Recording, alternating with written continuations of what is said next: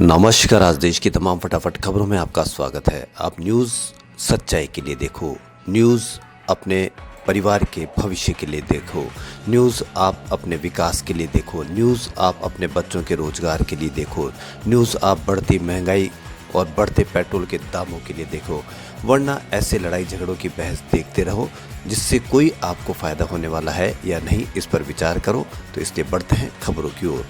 देश में पिछले 24 घंटों के दौरान कोरोना के 8,895 मामले सामने आए हैं। एक दिन पहले के मुकाबले देश में दैनिक मामलों की संख्या में इजाफा हुआ है। इससे पहले 8,603 मामले सामने आए थे। इसके साथ ही देश में कोरोना से ठीक होने वाले लोगों की संख्या भी बीते दिनों के मुकाबले में कम रही है।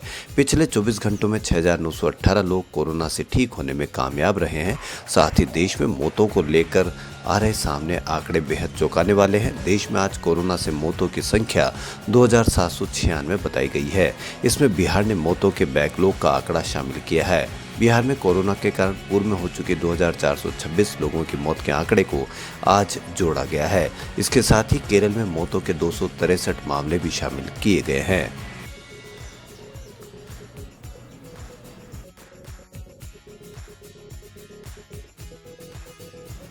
बंगाल की खाड़ी में उठा चक्रवात जवाद अब कमजोर पड़कर एक गहरे दबाव में तब्दील हो गया है। यह उत्तर पूर्वी की दिशा में बंगाल तट की ओर से मुड़ गया है। हवा की गति भी कम होकर 11 किलोमीटर प्रति घंटा रह गई है। यह आंध्र प्रदेश, ओडिशा और पश्चिम बंगाल के लिए राहत की बात है। मौसम विज्ञान विभाग के अनुसार जवाद आज दोपहर ओडिशा के पुरी तट से टकरा सकता है। इससे पहले ही पुरी और आसपास के इलाकों में तेज हवाओं के साथ बारिश हो रही है। बंगाल में भी दीघा के पास समुद्र में तेज लहरें उठ रही है। आईएमडी के अनुसार तूफान अगले 24 घंटों में और अधिक कमजोर होकर शांत पड़ सकता है, लेकिन इस दौरान पश्चिम बंगाल के तटीय इलाकों और झारखंड के कुछ इलाकों में भी बारिश हो सकती है।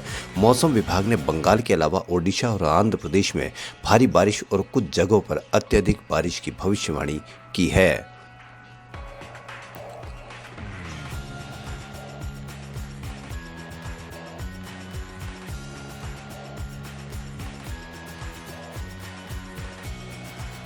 भारत के प्रधान न्यायाधीश एन वी रमन्ना ने शनिवार को कहा कि विवाद हल करने के लिए अदालतों में जाने के विकल्प का इस्तेमाल मध्यस्थता जैसी वैकल्पिक विवाद समाधान व्यवस्थाओं को टटोलने के बाद ही अंतिम उपाय के तौर पर किया जाना चाहिए।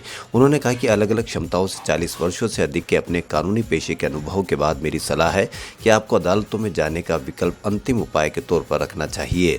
मध्यस्थता और सुलह के एडीआर विकल्पों पर गौर करने के बाद ही इसे अंतिम उपाय का इस्तेमाल कीजिए। न्यायाधीश रमन्ना अंतर्राष्ट्रीय मध्यस्थता और सुलह केंद्र के एक सम्मेलन में बोल रहे थे। उन्होंने महाभारत में पांडवों और कौरवों के बीच मध्यस्थता की भगवान कृष्ण की कोशिशों को याद किया। उन्होंने कहा कि ये याद दिलाना जरूरी है कि सुलह कराने में नाकाम होने के विनाशकारी परिणाम भुगतने पड़े थे। उन्होंने कहा कि टकराव की कई वजह होती है, जिनमें गलतफहमियां, अहम का मुद्दा, विश्वास और लालच शामिल होता है। विचारों के छोटे मतभेदों से बड़ा विवाद हो सकता है और यहाँ तक कि एक दूसरे को समझने की थोड़ी कोशिश से भी बड़े विवाद हल हो सकते हैं।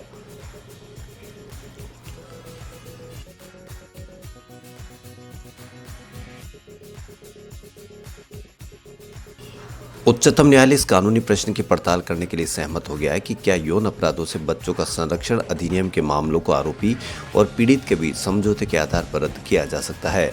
न्यायमूर्ति अजय रस्तोगी और न्यायमूर्ति एस ओका की पीठ ने केरल उच्च न्यायालय के 26 अगस्त 2019 के उस आदेश पर रोक लगा दी जिसमें एक आरोपी के खिलाफ पॉक्सो अधिनियम 2012 के तहत दर्ज की गई प्राथमिकी को पक्षों के बीच समझौते के आधार पर रद्द कर दिया गया था।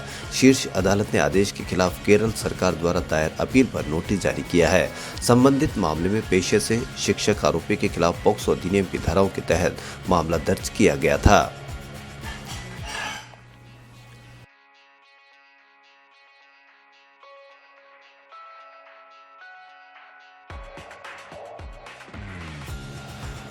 नागालैंड के मौन जिले में सुरक्षा बलों की फायरिंग में 13 लोगों की मौत हो गई। बताया जा रहा है कि इन लोगों के उग्रवादी संगठन NSCN से जुड़े होने की आशंका के चलते सिक्योरिटी फोर्सेज ने फायरिंग की जिसमें इन लोगों की मौत हो गई। इस घटना के बाद इलाके में हिंसा फैल गई। सुरक्षा बलों और स्थानीय लोगों के बीच हिंसक झड़प भी हुई। असम राइफल्स के अधिकारियों ने बताया कि ऑपरेशन में सुरक्षा बलों को गंभीर चोटें आई है। इस दौरान एक सैनिक बेहद गंभीर रूप से घायल हो गया था जिसकी मौत हो गई। इस घटना को लेकर गहरा खेद है।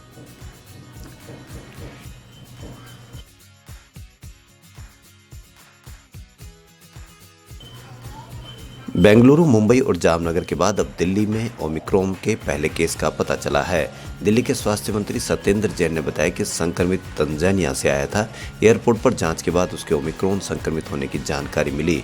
उसे दिल्ली के एलएनजेपी अस्पताल में भर्ती करा दिया गया है। इससे पहले शनिवार को गुजरात के जामनगर में ओमिक्रॉन संक्रमित मिला था। वहीं मुंबई और बेंगलुरु में भी ओमिक्रॉन के केस मिलाकर देश में इस वेरिएंट के कुल 5 संक्रमित मिल चुके हैं।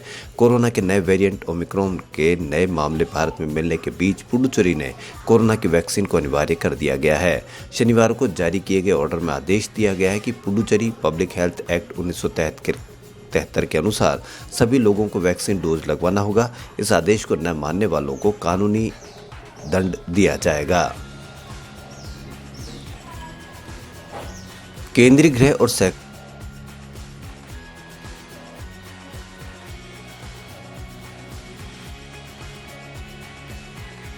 मंत्री अमित शाह का जयपुर राजस्थान दौरा है। दोपहर में एयरपोर्ट से सीतापुरा से जेईसीसी कन्वेंशन सेंटर तक करीब 9 किलोमीटर तक उनका रोड शो रखा गया है। रंग रंगीलो राजस्थान थीम पर अलग अलग तरह से शाह का 18 जगह स्वागत रखा गया है। पूरे रास्ते फूलों की बरसात शाह के काफिले पर होगी। स्वागत में कहीं शंखनाद होगा, कहीं घूमर और गैर नृत्य तो कहीं कव्वाली से शाह का इस्तकबाल होगा। बीजेपी के अलग अलग मोर्चे और मंडल शाह का स्वागत करेंगे। अमित शाह जेईसीसी में प्रदेश बीजेपी कार्य समिति के समापन सत्र और जनप्रतिनिधि सम्मेलन को संबोधित करेंगे। बीजेपी प्रदेश कार्यकारिणी की ओर से जारी राजनीतिक प्रस्ताव और राजस्थान कांग्रेस सरकार के 3 साल के कार्यकाल के खिलाफ ब्लैक पेपर पर शाह मोहर लगाएंगे।